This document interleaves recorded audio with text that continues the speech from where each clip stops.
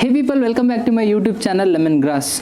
To the people who are new to my channel, I am Bharat Royal and I come up with a new DIY videos on this channel. So as I told you people that I am gonna share some tips and tricks of my previous video so that it can be easy for you people if you are planning a DIY paintings. So if you haven't seen that video, please do go and check that out so that it can be easy for you people to understand things easily. So without further ado, let's start the video.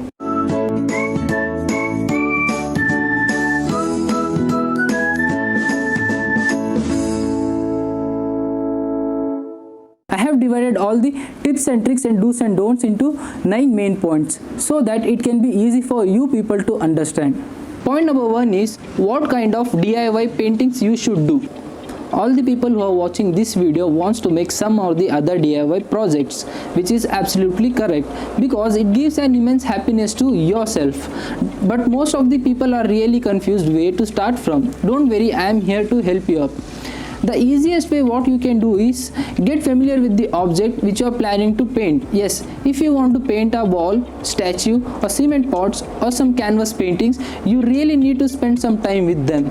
In my case, I almost spent 1 month with my Buddha statue. Once you slightly get familiar with the object, you start getting ideas what are the possible things you can do with it or how you can paint it up. In this process, you have to think as creatively as possible and get inspiration from your surroundings. The tip for the point number 1 is always start with the small DIY projects because they are easy to make and cost effective too. And what is that one thing which you are not supposed to do? Don't be in hurry to make your DIY projects because you are gonna mess it up and you cannot think as creatively as you can. Point number 2. What is the basic steps to start your DIY painting projects? It is a very essential step because if you are not going to follow this step properly, all of your next steps will get messed up. So what is that one point which you need to keep it in your mind and start following it? That is sanding and cleaning. Yes, you heard it right. Because you may think it is a very easy thing to do. Yes, it is a very easy thing to do, but you need to follow it up because this is where you are gonna remove all the uneven surfaces from the object which you are gonna paint it up and smoothen it and remove all the dirt accumulated on the surface where you are gonna paint it up. So once the sanding and washing is done, keep it in a sunlight so that the surface should get dried up fully. Tip for the point number 2 is for sanding, use 180 grit sandpaper to smoothen the uneven surfaces. And what is that one thing you should not do? That is, never use salt water to clean up the surface where you are planning to paint. Point number 3. How to fill up the holes and pores on the surfaces. When you are painting, it is very common that you will see holes and pores on the surfaces. So, how to fill them up and what kind of filling material you should use. Yes, it is very important step because if you are gonna fail to select a proper filling material, the filling material will easily visible on the surface of the object, which in result looks like the filling material is popping out from the surface of the object. So the filling material should be same as the surface material. For example, in my previous video, I used a M-Seal as my filling material on these stones because once the M-Seal is dried up, it will become so hard that you eventually has to break it down by using hammer. Similarly, you have to use a wall putty for filling up the holes and pores on the walls, which is very easy to do. I have a tricky question for you people. If you have a cement pot which consists of lots of holes and pores on the surfaces, what kind of filling material you will be using? If you know the answer, please comment down in the comment section and tell me what is the correct answer. If you don't know, wait for the answer. I will tell you below your comments. Point number 4. What kind of paint you should use? In this step, 80% of the people will go wrong in selecting the best paint for their DIY projects. The selection is purely based on what kind of surface you actually want to paint it up. For example, if you want to paint on paper or on canvas, you get multiple options like watercolor, pastel colors, acrylic colors and oil paints, which comes in small tubes or in small bottles. People who are planning to paint up the wall in their home, I suggest you people to go with the distemper paint or the emulsion paint because they are the best suitable for the walls. And the best part is you get multiple color options, and interesting thing is they are not expensive. Yes, you get around $2 to $5 for 1 liter of paint. the remaining people who are telling, okay bro, you told all the points, what if we want to paint on stone, wood or on metal piece? Yes, the paint which I am gonna suggest you now is one of my favorite paint, that is oil paint. Yes, oil paint is the best because it lasts long up to minimum of 2 years. The cost of the paint is also very less. So I suggest, if you want to paint on a metal, wood or on the stone, go with the oil paints. Point number 5. What kind of painting brushes you should use? The texture of the paint on the painting surface depends on what kind of painting brushes you are going to use. So the selection of painting brushes becomes an important factor which you should consider before buying one. Right now in the market there are tons of brushes which are available in different sizes and shapes as per the different work requirement. If you are planning to paint on paper or on canvas, there are 4 types of basic paint brushes which you should buy. They are flat brush, round brush and linear brushes. If you are planning to paint on wall, you should go with the flat brushes which is having more width in size, or simply you can go with the roller brushes because they are very easy to use. And for the people who want to paint on wall, stone or on wood, I suggest them to go with the normal flat brushes. The tip for point number 5 is always use a flat brush to paint the base coat.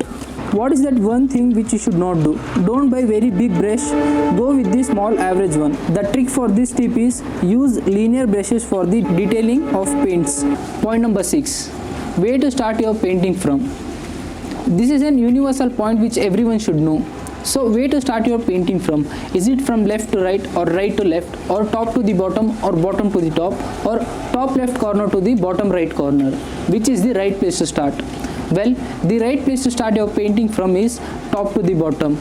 Yes, if you will start painting from down to the top, the extra paint will start dripping downward on the surfaces, which will create an flow marks on the surfaces. In a result, an uneven surfaces will be created. I guess you people have seen, when a newly constructed building is getting painted, the painter always starts painting it from top to the bottom. The tip for point number 6 is always use a roller brush for painting to avoid the dripping of paint.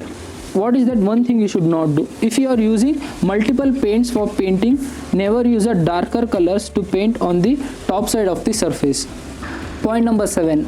How many layers of paint you should apply? The number of layer which you want to apply on the surface depends on 2 things, which are what is the color of your surface which you want to paint and what is the consistency of your paint which you are using.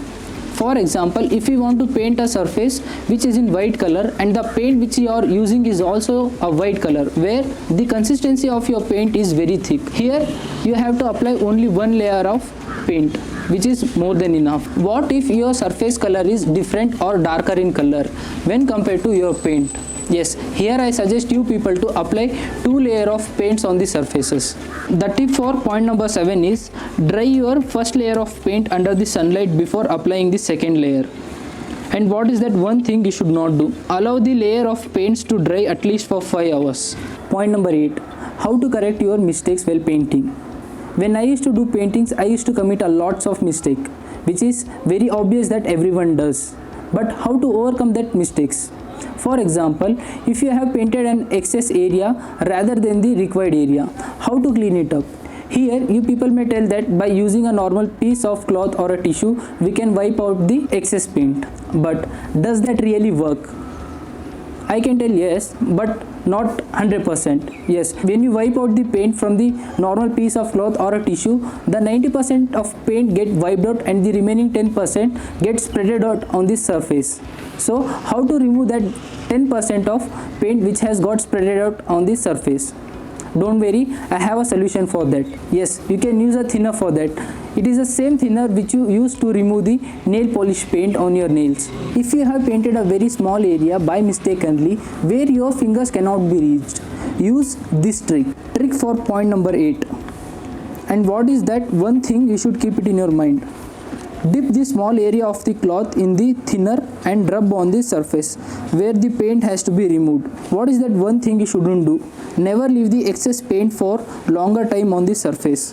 Instead of that, clean it up immediately. And the tip for this point is always use a cotton cloth for cleaning.